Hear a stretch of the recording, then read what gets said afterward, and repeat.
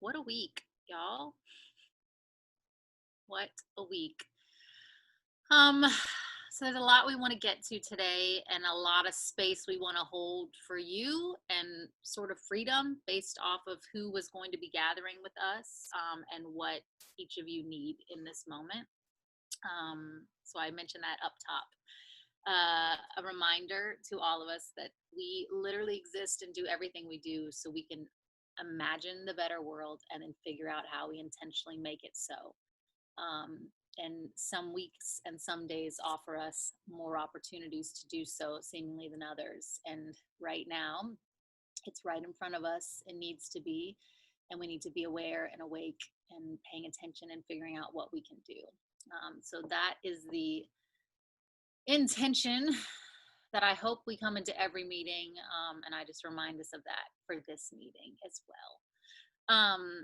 We're going to begin with our naming practice. And as you know, this is to do so to introduce ourselves to each other or remind each other of our actual names so we continue to get to know each other. But also it's you, and this is so important, it is you honoring your voice and your place in this world and saying, not only am I here in this meeting, but I'm here on this world and I matter. And so I ask that you introduce yourself, tell us where you are coming from, literally today, like where are you located, your preferred pronouns, and any other way that you would love to introduce yourself to us by way of a label that is important to you. So I'll start and then I'll just name based off of who I'm seeing on my grid, and then unmute yourself and do so. So I'm Melissa and I am here in Franklin, Tennessee. She, her, hers are my pronouns, and I want to admit today that I am continuing to learn. Ben Tapper, you're my top left. Yes. Hey everyone, I'm Ben. I am from Indianapolis. He, his, him pronouns. This is Kimani, who is also coming to you live from Indianapolis and continuing to scream at me all day. And I just want to name that I am also Black and biracial. Thank you, Ben. And Kimani. Annalise, your clan is right at the top for me too.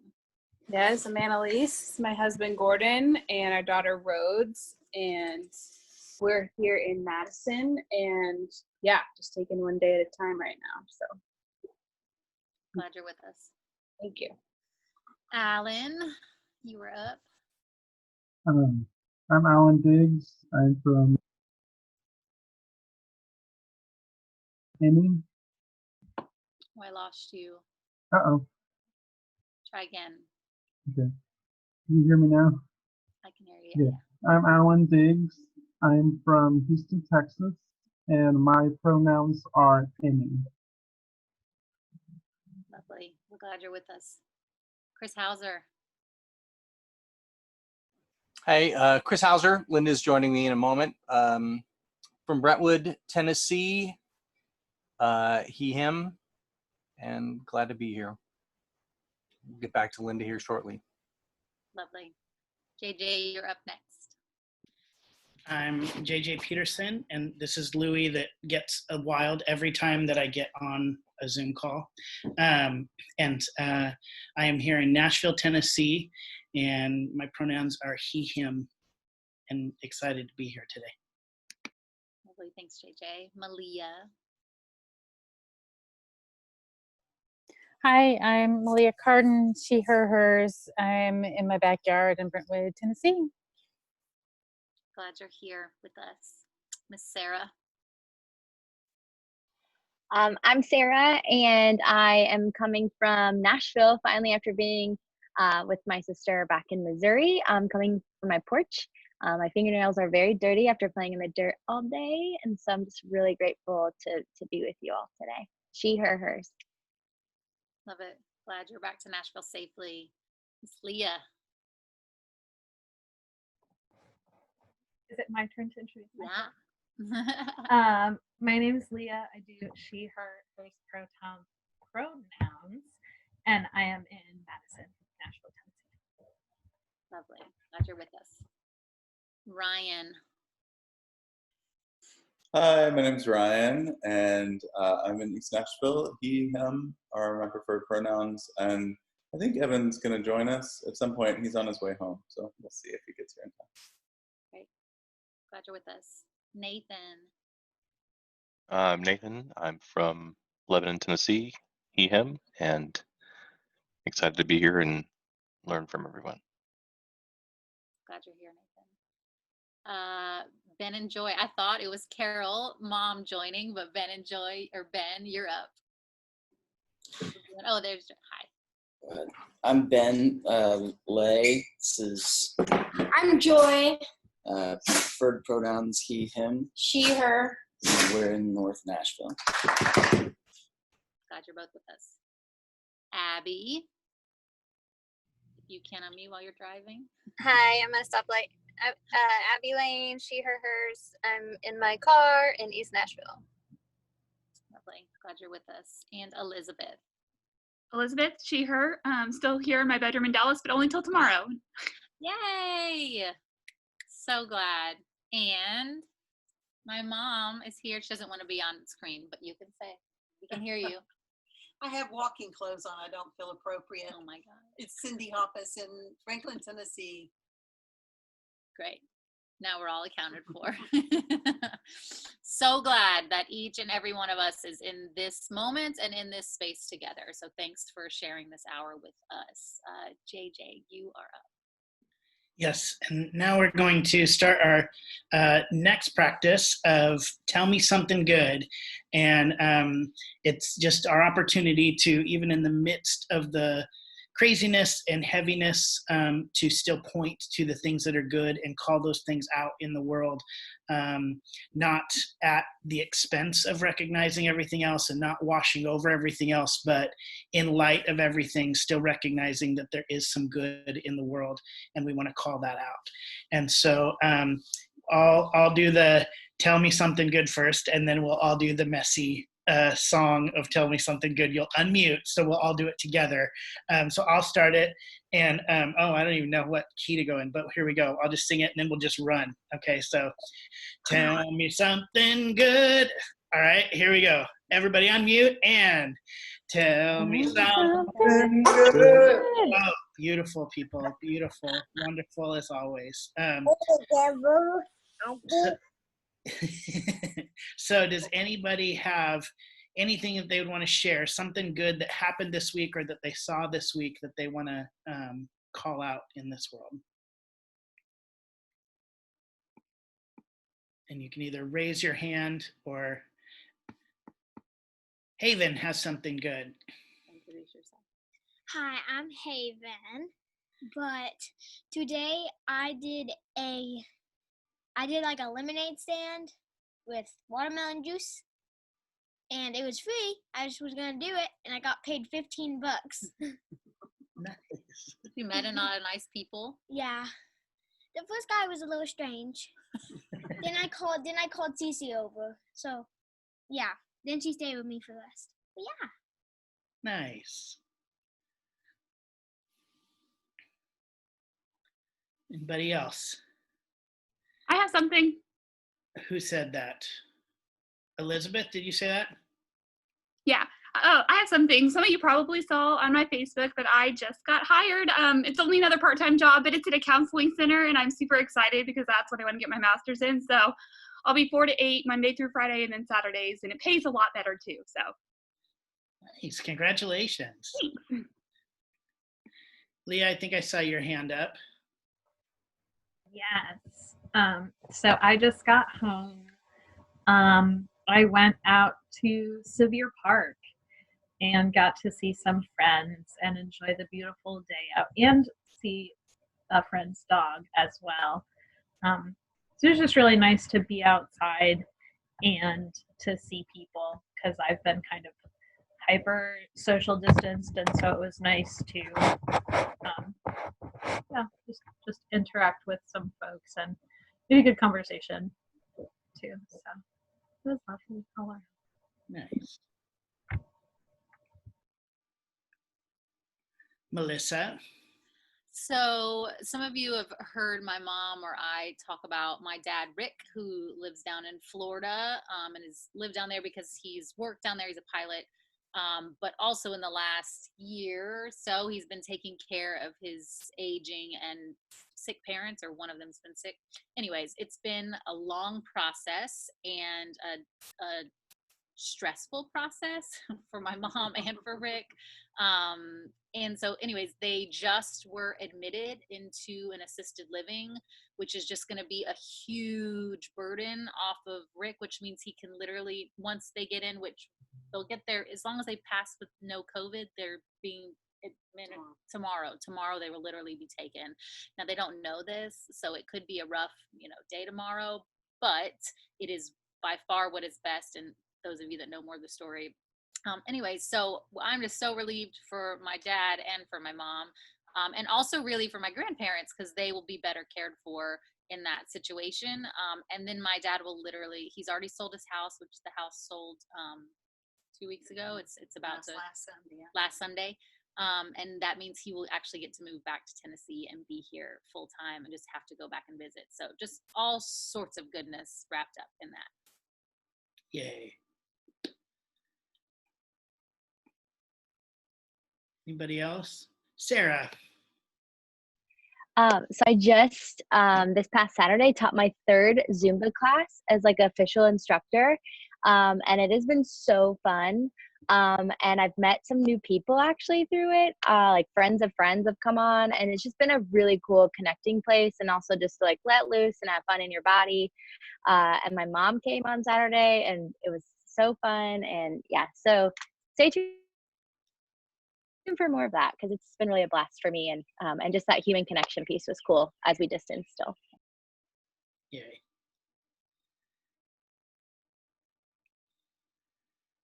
I will say for me, seeing those babies is something good. Seeing those beautiful babies on the screen, because that makes me really happy. Anybody else? Chris. I want to say, even though we're social distanced, I think it's really cool for Sarah being back here in Nashville, and for Elizabeth to come back as well. That just feels like a literal coming home story that makes me happy today.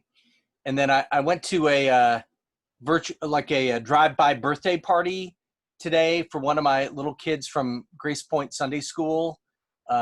Michelle Bonnet's daughter, Sophie, turned 10 years old today. And the first time I met Sophie was probably when she was 4 years old, and it was the summer, and we would always take the kids outside and have freezer pops.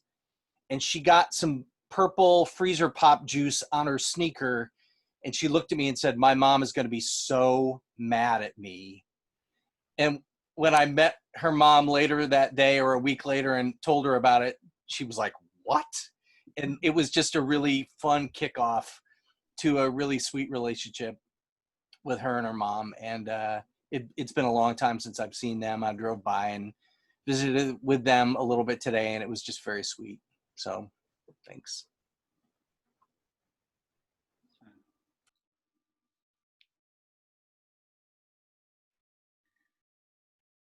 All right. Well, thank you everybody for sharing, and for just even every single one makes me smile. Every time we say something, it makes me smile. And that's something I think, especially this week, that is much needed. And again, it is, we call it a practice because it's the practice of, even in the midst of everything, calling out the good that we see in the world and pointing to it. And so I hope we can continue doing that even when we're not together, for ourselves and for the world in general. So, and now I will turn it over to Sarah to do our land practice. Yeah, so we just want to take a moment wherever you are, just to acknowledge the land, feel the feet underneath you, just feel the support of creation. If you don't know, if you're not from Nashville, if you don't know who first inhabited your land, look that up. It's really important. And I want to take a moment to read just a little poem out of Caitlin Curtis's new book. If you don't have this book, and it's so phenomenal, and I would just suggest you just read it, get it from your local bookstore. Anyway, but in it, she quotes from another Indigenous author, Richard Wagamis, from her chapter entitled Heart Language. And she quotes his poem. And I just want to read that over us today. He writes, when the wind blows, we imagine she is erasing every injustice, sweeping misdoings from the east to the west, making room for something new, a more whole world. Instead, what we don't realize is that she's rustling the tree branches to sing us a song. Instead, she is sowing seeds across the landscapes, seeds that tomorrow will become the beauty that restores us. Instead, she is whispering for us to hold on, to keep going, to water those seeds, because one day they will show us the way home. Beautiful. Thank you, Sarah. Our last practice is led by Haven. Hello. Sorry. You're going to put your hands together like this, spread them apart. And you are going to go from thumb to pinky. And you're going to go like this. And as you do each finger, you're going to say stop, breathe, know your worth. And this is like an embodiment practice to help you trust yourself and trust your body. So all together. Stop, breathe, know your worth. One more time. Stop, breathe, know your worth. Thank you. Thank you, Mother. Oh, all right. So I had this week's scheduled was to do our writing prompt. We did a writing prompt about a month or 5 weeks ago, and that was my plan, was to do it again this week and to keep that a part of our rotation and ritual. And I still believe that to be true, just not for today. So in light of all that's happening, and even last night as it is ended up even on Nashville's doorstep, as far as the rioting being taken over by sort of white supremacists and people co-opting the space and burning down, I think it was City Hall. What was it? My friend Eric works in the office. Anyways, it just was like, no, today is not a time for writing prompts. We'll do that in another moment. So this next 40 minutes or so, there are some things that we definitely want to share with you, and we're going to center some people of color and their platforms and voices in a moment. But I also want to give space, again, not knowing who would show up today on the Gathering Zoom, but space for us to process together and or be honest about what you're feeling in this moment and what your needs are. So there's also time for that. I pulled 3 tarot cards about 30 minutes ago, and I am a novice tarot card reader. And if you don't know anything about tarot cards, or this feels woo-woo to you or whatever, doing tarot is just another practice for you to basically get in touch with the divine and the universe. And again, I say this as a beginner. And so as I read these cards, take it or leave it, honestly. And that's what we always ask you to do with Imaginarium, figure out what is yours to take. But I felt the urge to do it. And then when I got the cards, it just felt so fitting. So I want to share this before we share the next thing. So the first card that I pulled was the Devil card, and the Devil reverse specifically. So this is what that can mean. The Devil card represents your shadow or darker side. Oh, sorry. That was the upright. Let me go to the reverse. The reverse Devil can often appear when you're on the verge of a breakthrough, when you're wanting to up level, if you will. You're being called to your highest potential, but first you must let go of any unhealthy attachments or limiting beliefs that you may be holding you back. Often when you're called to do something more, which all of us are being called to that right now in this moment. Often when you're called to do something more, you must first deal with your shadows before you can step into this new version of yourself. It may be an addiction, an unhealthy relationship, or disengaging in a career. It may be us figuring out our complicity with racism, right? And with supremacy and dominant culture. but we must let go of fear and release any self-imposed limiting beliefs standing in the way of your growth, and it is easier than you realize. It goes on to say, the reverse devil calls you to confront your inner fears and anxieties, to free yourselves from the chains that bind you to those limiting beliefs and unhealthy attachments. Eliminate those things that you know are harmful. Take this opportunity to bring about positive change. So that's the first card I pulled for us. The next card I pulled was and I'll show you these. Here's one. This tarot card deck, it's called Mystic Mondays. Okay, this is the second card, the Seven of Wands. And this card means attack, challenge, stand your ground. Goes on to say, you miss about 100, Wayne Gretzky, you miss about 100% of the shots you don't take. This is about going after what you want, needing to play both the offense and the defense. Goes on to say, you may be clouded with thoughts like, am I good enough to be here? And experiencing imposter syndrome will stop it. Remember who you are. Review everything that it's taken to get you here and know that you are here for a reason. Fight with integrity and honor when you face your challenges. Stand your ground when necessary and don't back down. Persevere through this challenge like you have in the past. Not everyone will like you in this moment, but they will respect you for standing up for yourself. The last card I pulled for us is the Ace of Cups. This stands for creativity, emotional expression, and free flow. It goes on to say, spread the love. You're being offered a taste of refreshing opportunities full of emotional expression and fulfillment. The water in the Ace of Cups is allowing you to flow with love and creativity in your relationship with yourself and others. It is free flowing. Allow yourself to pour your feelings in a way that is cleansing and nourishing. A desire is present for compassion and connection, and it should inspire you to lend a helping hand to those in need.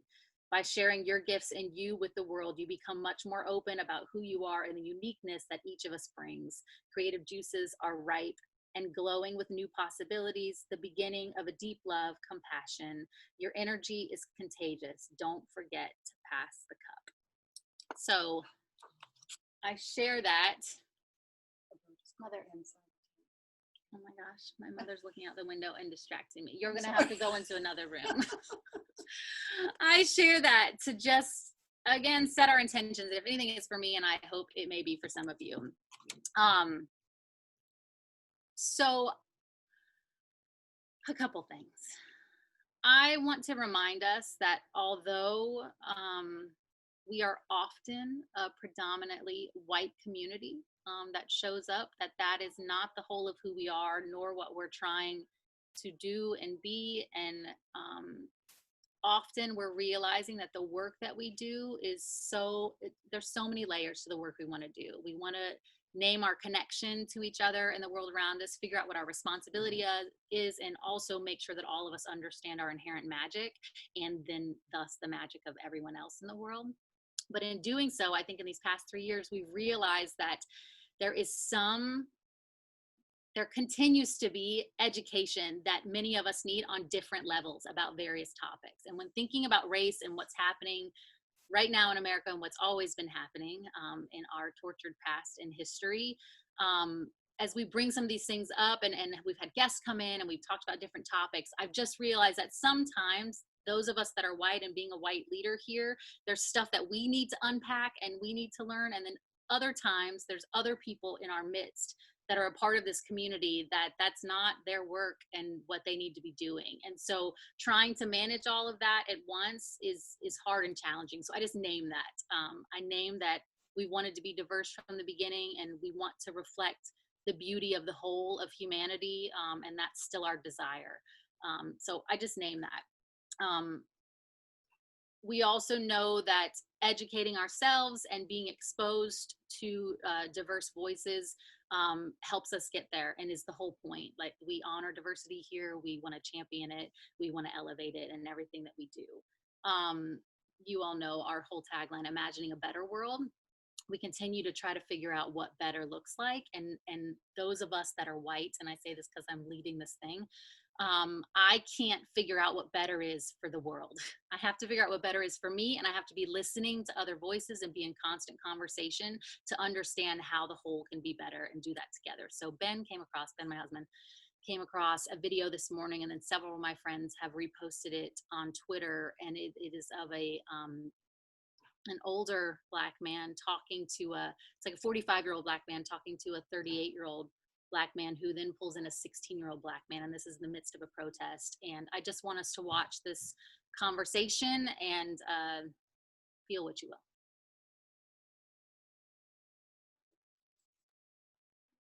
Hey, I understand. Well, we worried about this material, but we won't stand up for motherfuckers. They get killed on the daily basis. Talk to me. I understand. How old are you? I'm tired of this. How old are you? I'm 45 years old. 45 and I'm 31. And I'm tired of seeing this. And you the older generation than me, and I am too. And we've been standing around as the older ones, taking all this bullshit. Always hoping for a kumbaya fucking y'all. Come here. Always standing around for a kumbaya. Ain't nobody coming to protect us. Let me tell you. We gotta start our own fucking law. I understand. But let me tell you something right here. This 16. He's 16! Oh my God. They gonna kill him next week. He's 16! What we gonna do? You tell me. What we gonna do? This ain't the way. Cause they ready to let loose. If the United States president say, if you loot, we shoot. You think doing this going on? I know it. It's always going on. But it's time to stand up. So at this point, I'm ready to die. Let me tell you what's going on. Let me tell you something. That's the problem that we got. You see right now.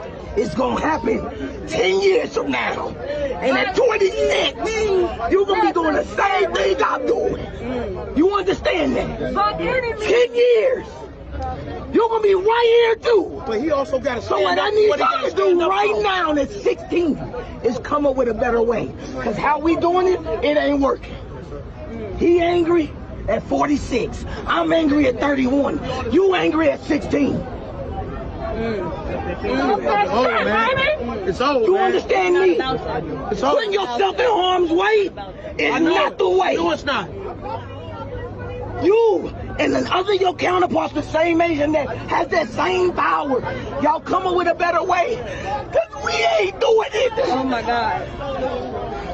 And I have a 5-year-old son. Oh my God. And it ain't happening.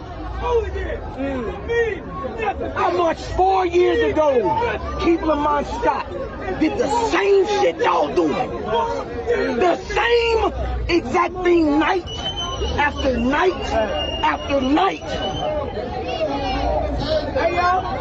It don't matter. Come up with a better way. You understand me? You keep yourself safe.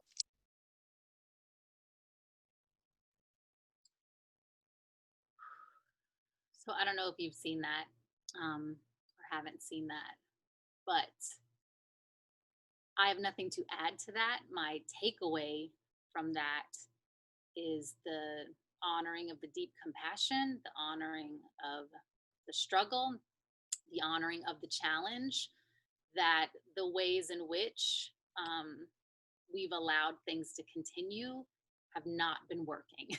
And there has to be a better way, and that we have to like take heed, listen, lean in, and figure this out together. If anyone else wants to add anything to that moment, this space is yours.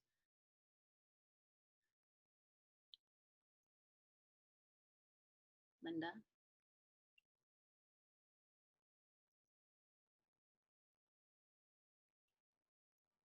You unmuting on your end, Chris?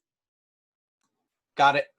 I spent some time yesterday on Gideon's Army's Facebook page and watched a video from the founder and another guy who I don't know the involvement because I'm fairly new to following them. And I was actually encouraged because I think they are finding a better way because they are trying to make it clear that police, they're working with the local government. They are in communication with the mayor. They had a promise from him that there would not be any army military like policing, which there wasn't until the outbreak. You know, it was a good rally, even though it was something that was not part of theirs. that they were not actively a part of. And I was encouraged because I think they are finding a better way. And I'm not saying that fixes everything. Please don't take it that way. But I think there are ways, and then there are ways that maybe the white community can support those kinds of organizations that are doing the work within their community, because we have no clue. I have no clue what is needed, but I have a little bit of financial resource that I can put towards that in order to allow them who know what they need in their community to disperse that properly. So I do think that one thing the white community can do is seek out the positive forces in the Black communities around them, and lend any support that is possible. I am devastated by what's going on. I said to Chris the other day, I can't believe that we were around in the 60s during the civil rights movement, and that I agree with the guy who's 45 years old. Nothing seems to have changed, except that we all the white people kind of went, oh, look at that, everything's okay now, and kind of snoozed because we didn't really realize. And it is disheartening that it took videos of people dying in order for us to be awakened to the reality of what's really going on. That I'm sorry that it took that, but I am encouraged that that's waking us up. I think it's waking up way more people than previously. So I am moderately hopeful in this time. But yeah, I mean, 1960s, same thing was happening. That was a very, very long time ago. And it's, I understand the anger. I definitely understand the anger. And I feel it too. Obviously not even close to understanding the volume of the anger that they feel. But I'm encouraged, and I think if we can support those kinds of organizations, that can be beneficial. Yeah, that's great, Linda. I definitely think for those of us that are white, one major step is 100% centering people of color and their stances, listening to them and taking their lead and supporting them in any way that we can. And that's what you'll hear over and over if any white person wants to go be a part of a protest, but also just in general right now. That's the work that we as white people need to be doing. Anybody else with a response just about that video? Alan. I find myself just kind of hitting those years ago, back when the Pulse nightclub shooting happened, and I can remember the incredible amount of rage and anger that I felt when that happened. And so seeing what happened, I couldn't bring myself to watch the video. I only saw the footage, but I was just so upset about it. I couldn't even come on to happy hour because, just really hit home. I couldn't compose myself to even get on to do that. So it reminds me of that. It's like it kind of really hits home for me, the amount of prejudice that African Americans have to face every day, and sometimes it reminds me of what that that the LGBT fight isn't over as well. That it reminds me that we can easily get comfortable in our own skin and think that there's nothing going on and just be completely blind to what's going on around us. It's just, unfortunately, it takes really violent footage to kind of wake you up sometimes. It just kind of wakes me up to reality that we still have a long way to go as far as love and acceptance and things like that. So I think the best thing I can take away from this is try not to act out violently, and like the 31-year-old guy said, not to put your lives in danger because you have families, you know, people you love, you know, just try not to let it get to that point. Just try to find a peaceful way to maybe help bring about a change. Is the best thing I can take away from that. Thanks for that commentary, Alan. Yeah, I think there are nonviolent ways and things to be done, and there are other things that violent ways are needed and necessary. It's both. It's both. Anybody else about that, Ryan? Yeah, I was just going to say really quickly, you know, I think it's really vital, and you mentioned this earlier, Melissa, when we talk about the work that we have to do as white people, I think one of the first things that we have to do is deconstruct our own view of what we think racism is and own that we are culpable, and that it is our fault. and and that's first and foremost the work that we have to do. Yeah, is our fault, and we continue to make mistakes along this journey. I mean, and will, and that at times makes people fearful, makes white people fearful of stepping up and speaking out and saying something, and we can't, we get in our own way, and we have to stop getting in our own way, and we have to choose to keep standing up and know that we will make mistakes along the way, and then own them and face them and be accountable to people, and then keep moving forward together. Anybody else on that? Okay, in light of not being able to quickly get a speaker and pay a speaker to come in this weekend, I was trying to think creatively about other ways we could center someone's voice, and pay them for them. So Rachel Cargill, who I think a lot of you already follow, but if you don't, Rachel Cargill is a Black woman doing incredible work around anti-racism, and often speaking specifically to a white audience, but also in general. She does amazing work. So she did a talk last night about revolution that you had to originally sort of sign up for. You, if you saw it on Facebook or her Insta, any of her socials, you had to get your email in and get it out. But I think she I don't know the process in why she chose to start like that, but then she just put it publicly. So anyways, it's up on her site now, but we're going to watch it. It's 17 minutes. And also I want you to know, and I don't do this like yay us, praise us, but I do this by way of accountability. I made a donation, although this is a free resource that's up on her site. I made a donation from Imaginarium as if we were paying her to be our speaker for today. So I want you to know that by way of accountability. But yeah, so Nathan's gonna pull this up for us. It's 17 minutes. It's incredible. If you've watched it, I've already watched it. Let's watch it again. Hopefully those of you who haven't watched it will also be inspired and challenged by it.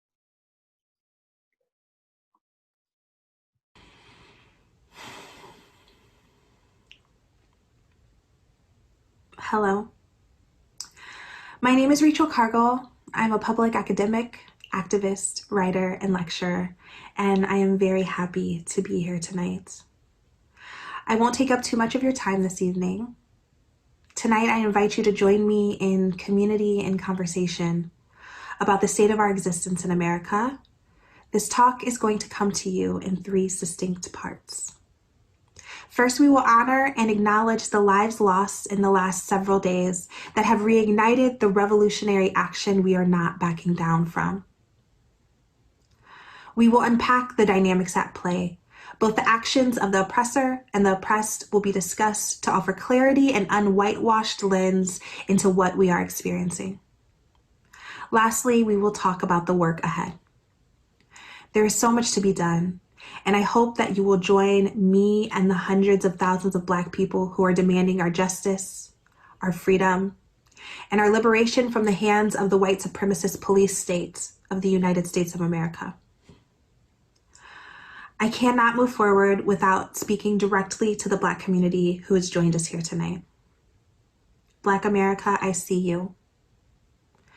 You are seen, heard, and affirmed, in your anger, in your sadness, in your rage, in your fear, and in your deepest desires to have the ease, rest, and safety that you are deserving of as human beings.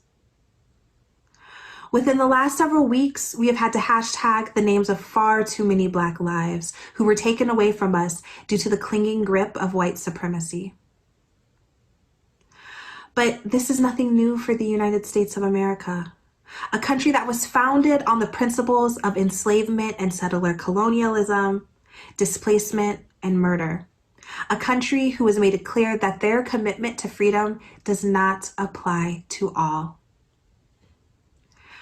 This conversation also cannot begin without addressing the ways that racism is not just a symptom of American life. No, it is a value of whiteness that was braided into the fabric of what the American revolutionaries built.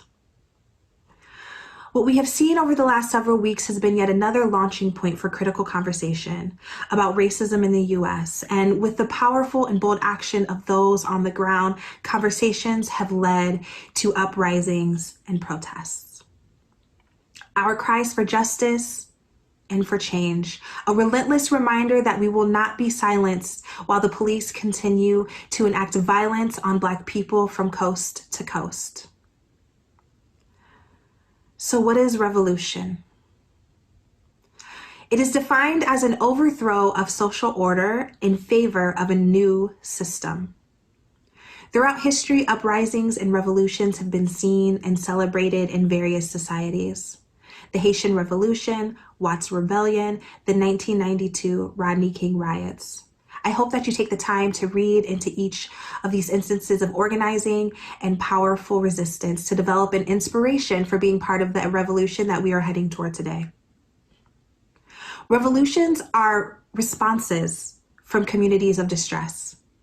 It is the manifestation of fear, anger, and the unacceptance that no longer is able to be held in the bodies of those who are seeking freedom and liberation. Our whitewash history books, our racist institutions and industrial complexes, and our curated media have portrayed a very particular lens of who gets to have a revolution and who does not, who gets to make demands for their justice and who does not, of who gets to live and who does not.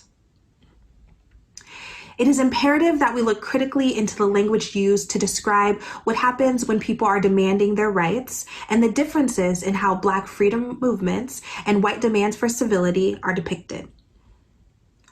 On April 16th, large groups of white men armed with rifles were peacefully allowed access into the Michigan State Capitol with their demand to not have to deal with the oppression of COVID-19 public health measures of social distancing and stay-at-home orders. Your president addressed this with the words, quote, "The governor should give a little and put out the fire. These are very good people, but they are angry. They want their lives back again, safely. See them, talk to them, make them a deal," end quote. Earlier this week on May 26th, as protesters were attacked with tear gas and rubber bullets at the hands of the National Guard in response to their uprising and protests against the police murder of George Floyd, your president said this, quote, "Those thugs are dishonoring the memory of George Floyd, and I won't let it happen. Just spoke to Governor Tim Walz and told him that the military is fine, that the military is with him all the way. Any difficulty and we will assume control, but when the looting starts, the shooting starts," end quote. This nauseating tactic of collective gaslighting of the Black community is not new. White America has always had to find a way to justify the way it treats Black bodies again and again.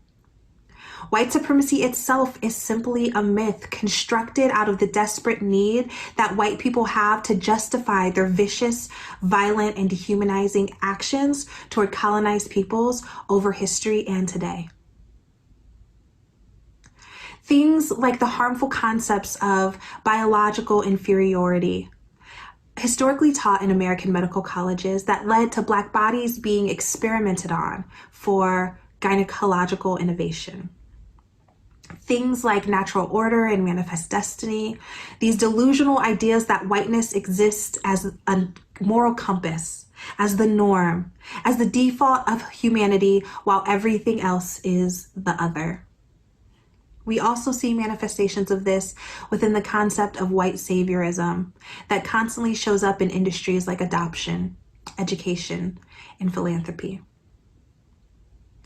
These ideas and concepts are the foundation of American thought and the American conscience. What is happening today, what we are seeing in these brutal murders by the American police force, what we are seeing in the attempted murders by white women who call the police as their customer service line to remove the Black people they don't want to have to deal with, these are all manifestations of the same things this country has exhibited in ways both old and new, generation after generation. We have holidays that celebrate the courageous acts of American Revolutionary War heroes. Yet when the word revolution comes out of a Black mouth, it is taken in offense and met with confusion about how we could possibly suggest anything other than to march quietly, to protest peacefully. That is what Dr. Martin Luther King Jr. called negative peace, which is simply the absence of tension, versus a positive peace, which is the presence of justice. What is peace when the only people who get to rest in it are those with white skin? Simply another manifestation of the white supremacy begging for its comfort, even at the cost of seeing fellow Americans murdered again and again. This is a collective form of gaslighting. The ways that the American government, held up by the passiveness and complacency of the various demographics of the American people who benefit, maintain the comfort of white supremacy. And this must be disrupted. I must be clear here. The call for revolution is in no way a call for switching of places with whiteness. It is not a desire to match the morals that white supremacy has projected. It is not a desire to oppress or to dominate. The call for the Black revolution is one of being able to stay alive and to be well. Being able to have our human rights respected, being able to exist in the world without the weight of white supremacy having such heaviness that we can barely maneuver without fear or frustration. Our revolution is one of liberation, one of community value, one of Black joy, of Black ease, of Black lives mattering. How will you show up in this time of human history? How will you tell the story to your grandchildren about what action you took during the civil unrest that happened in the year 2020?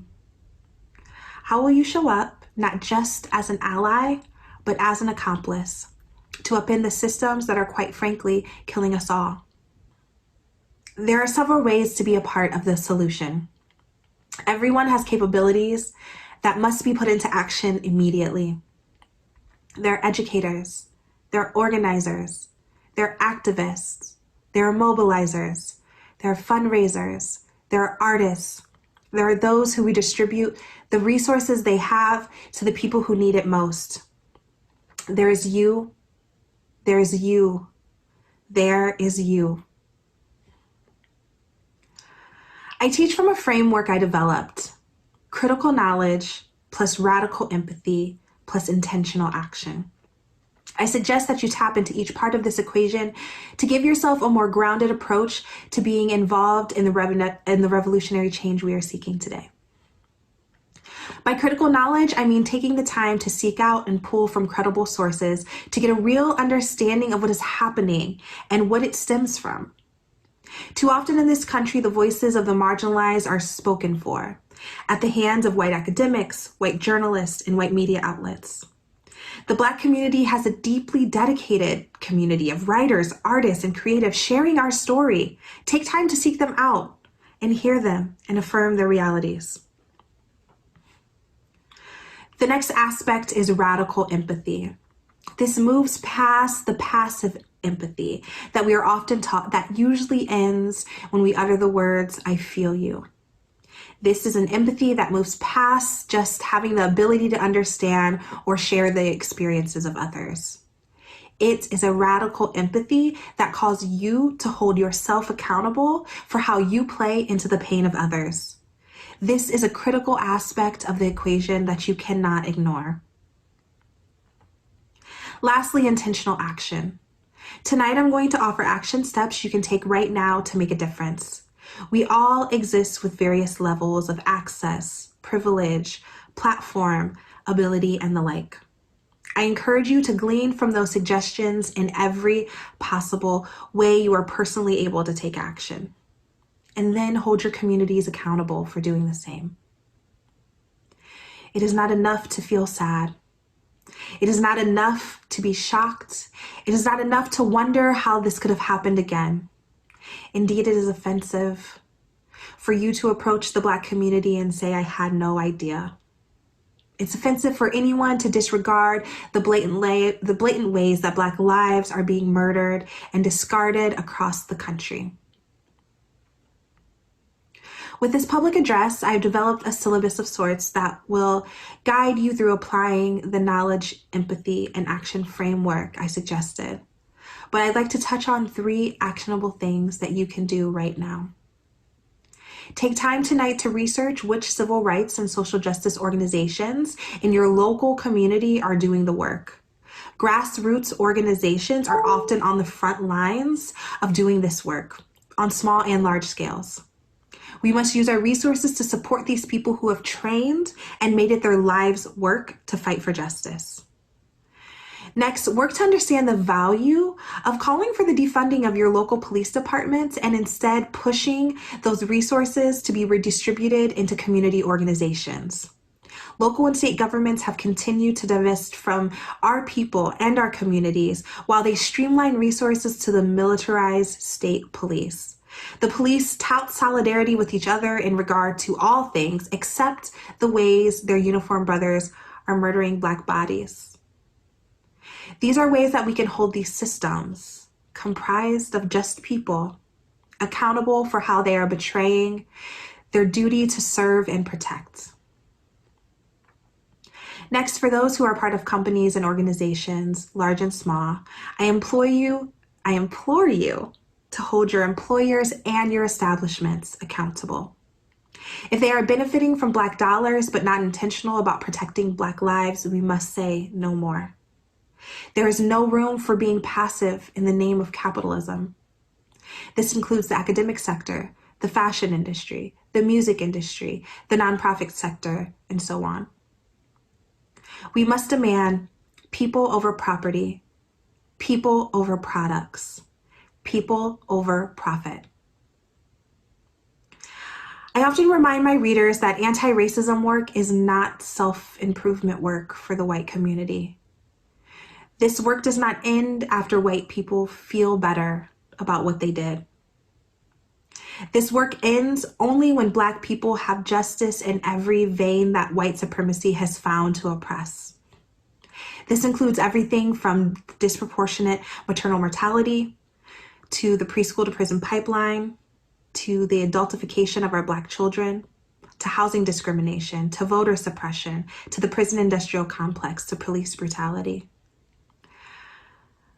My hope is that this address offers you critical language and a critical lens through which you can show up. Action must be taken now.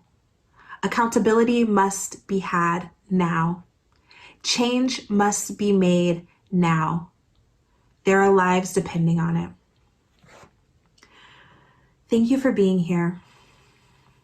In the links provided, you will find a few things. First, I have developed a social syllabus that offers resources that speak to what I have mentioned here tonight and that will guide you through learning more. This will include organizations I suggest donating to, my Revolution book list, and my Revolution playlist as well. If you value learning from my work, I invite you to join me over at The Great Unlearn. I developed this online learning platform as a monthly self-priced and self-paced opportunity to dive into the things that our traditional American education often failed us on. Topics include things like the history of race and unlearning the American birth story. I'm grateful for the opportunity to speak to you all. I don't take this community for granted. We are not backing down. Every one of us must show up. Solidarity is the only way. Revolution now.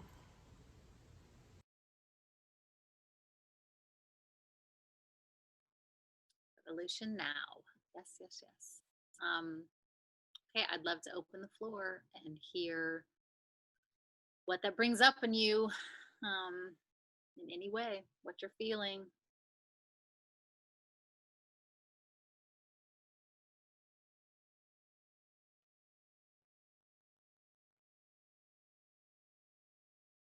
Sarah? I think something that I've just now really begun to reflect on when she talked about defunding the police. That's something that that's an aspect I feel like I just haven't been really aware of. I mean, or something I haven't focused on, I guess. And I think that's something I'm starting to dig more into, and just, again, deconstructing my own stuff and unpacking that. Because I think I know that's a huge part of the work that we need to do. So that's just, yeah. Yeah, I resonate wholeheartedly with that. I feel the exact same way. I saw a post this morning that so remember Drew Brown that came and sang for us the first week of COVID? He's a dear friend of mine, a musician. He reposted someone this morning, and it is a picture. It says, "Burn it down to start again." And I believe this is a picture of the police station, and the artist redrawing, obviously, the moment of the police station. And I'll read to you what they originally said, not Drew said, but the original artist, what they put. But before I do that, I immediately thought back to my whole platform and desire to write this book on the value of burning bridges, and how when I left the church, I had this whole own personal experience that we have to burning down a bridge, ending a relationship so that you have space to create something new. I never thought literally about that, but very figuratively. And it was very real in my life and my own experience with the church and unhealthy relationships. And then when I saw that today, I was like, damn, that's 100% what I already felt. And now they're literally feeling that, like the Black community, if they were involved in the burning down of the police station, which I know there's white supremacists coming in and trying to paint things on Black community too. But the idea that you literally have to burn it down so we can start again with something healthy that actually works for all of us, that actually works for them. I was so moved by that. So she said, I think it's a she, I'm not positive, in solidarity with Minneapolis protesters and those defending Black lives everywhere, the racist, classist, colonialist institutions are burning.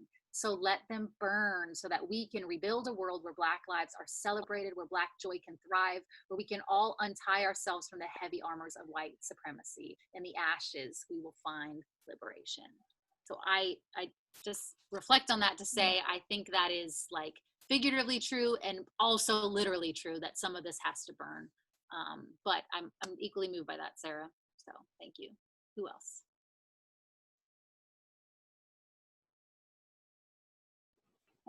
Yeah, Chris and Linda.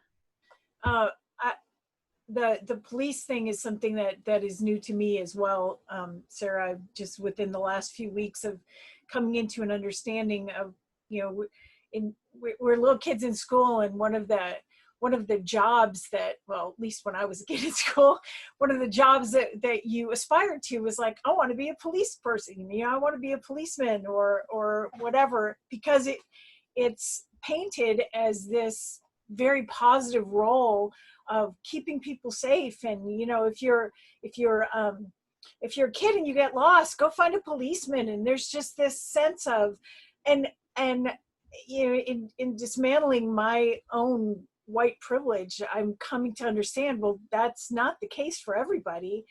And more recently coming into an understanding of the history of police in the country is even one of keeping the slaves, and then keeping those slaves that were trying to run away, and then keeping the Jim Crow laws it's just like, oh my gosh, how did I? Of course, I didn't know this because we're not taught this. The media doesn't teach us this now. There is still an attitude of the police are there to keep you safe. But what they're not being honest about is the police are there to keep white people safe from Black people, is really what they're telling us without telling us.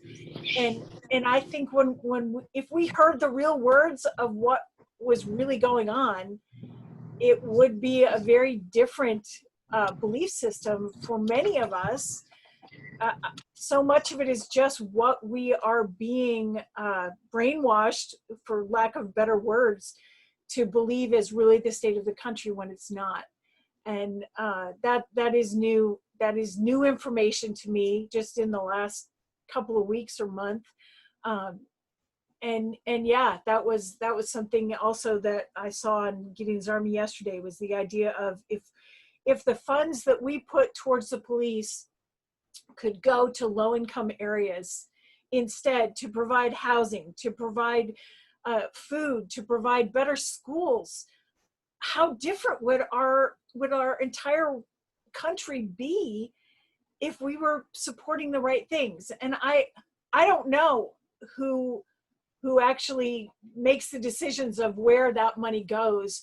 But I need to start doing some digging and find out who makes those decisions so that we can collectively tell them that's not what we want. Right. Yeah, I appreciate that. Thank you very much. I saw multiple people, and they've said it multiple times, but it's not that all of these systems are failing. It's that these systems are actually doing exactly what they're set up to do. And that's the problem, right? Joy and Ben. First of all, everything that she just said was, I love it, and that was so well said, probably better than anything that I could say. So for myself, something that's helped me a little bit in the last week has been just kind of like go back and read and listen to the words and wisdom of some of our really great Black leaders in these areas. James Baldwin is someone I've been finding a lot of help in. And I just wanted to share a statement that he made one time that really resonated with me. He said, I imagine one of the reasons people cling to their hates so stubbornly is because they sense once hate is gone, they will be forced to deal with pain. People are trapped in history, and history is trapped in them. So good. Thank you for that, Ben. Leah, I see your hand raised. I love it.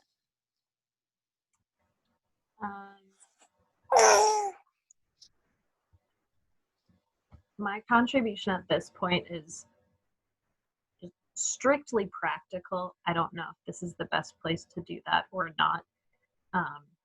But for those of you who are in Nashville, Nashville's budget is being decided in the next month, and our criminal justice police law system is getting a $6 million increase, even though schools and a lot of other areas are getting cuts. So there's an organization, I can put it in the chat or post to the Facebook page or something later.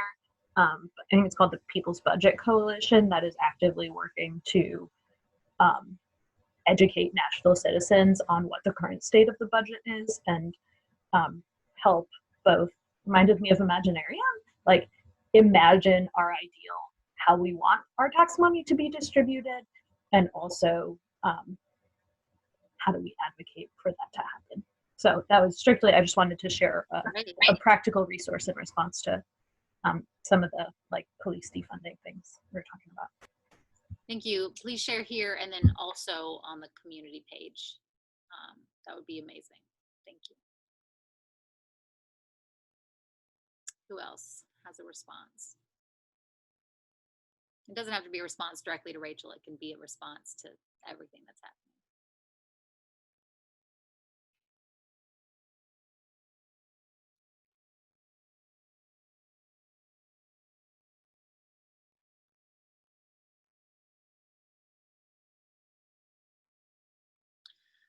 So my challenge to all of us is to continue to process, because I know some of you already are, but continue to process what is happening and find your response. We all have to respond. That is part of our responsibility, not just to this moment, right? I'm not talking about like in this gathering, you have to respond, but in life, in the world, in this moment, we have to respond. It is our duty, and it is not my duty to pretend to know what your response should be, but it is my duty as a leader coming alongside you, telling you, you have a responsibility to this, and we need to figure out what it is. And we will make mistakes in the process, and don't let that stop you from moving and from acting, right? Lean in. Again, we'll reiterate it over and over and over until we need to stop, but lean in to the people of color around you that are speaking wisdom, because there are a ton of them that are easily accessible, whether they are in our friend groups or on your social media channels or literally in your presence in your cities, right? There are people doing amazing, hard, challenging work and good work already that we need to lean into and listen to and find the ways to support and show up. So I hope we keep doing that. I loved everything that Rachel said. I loved everything that those men were saying in the earlier video. I mean, we need to be listening to the calm, peaceful voices, and we need to be listening to the angry, passionate, loud voices. It is both and 100%. If there is anything else that you want to say before we close out our time, I have a quote I want to read and we'll do our toast.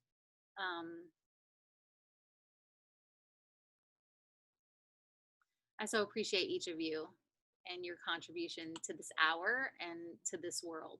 I'm thankful that you were with us. My mom is repouring my wine because I drank it all as we're so we've been processing this time together. Okay, Alice Walker, who I am just a fan of, and if you don't follow or haven't read anything of Alice, I encourage you to read her work. But she says this is from her book, Anything We Love Can Be Saved, a writer's activism. And Alice says this, and I'm moving into our toast if you need to get your drink handy, if it's water or wine or whatever your choice. She says this, she says, all we own, at least for the short time we have it, is our life. With it, we write what we come to know of the world. She says, I believe the earth is good. The people, untortured by circumstance or fate, are also good. She says, whenever I experience evil, and it is not unfortunately uncommon to experience it in these times, my deepest feeling is disappointment. I have learned to accept the fact that we risk disappointment, disillusionment, even despair every time we act. I love that line. I have learned to accept the fact that we risk disappointment, disillusionment, even despair every time we act. Every time we decide to believe that the world can be better. Every time we decide to trust others to be as noble as we think they are. And that there might be years during which our grief is equal to or even greater than our hope. There might be years during which our grief is equal to or even greater than our hope. The alternative, however, not to act, and therefore to miss experiencing other people at their best, reaching toward their fulfillment, fullness, has never appealed to me. She goes on a couple paragraphs later. In the collective vulnerability of presence, we learn not to be afraid. And that is what I feel with all of you and with this greater world community that we're a part of. We're learning to show up. We're learning to be vulnerable. We're learning to live into our fullness, and that everybody else deserves that too. And together, as we do that, as we honor our inherent magic, connection, and responsibility, we learn together collectively to not be afraid. And that is my toast to us, to that, and to this revolution that is needed. Cheers, my friends.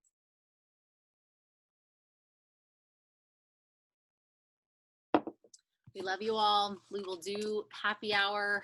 May not be happy, but we will have that hour together on Wednesday at 4 Central Standard Time, or Daylight Savings Time we're still in. If you need it. It's at 5 o'clock. Oh, sorry. Thank you. 5 o'clock. This is at 4. Thank you, Nathan. 5 o'clock Wednesday. We will gather again next Sunday, probably doing the writing prompt.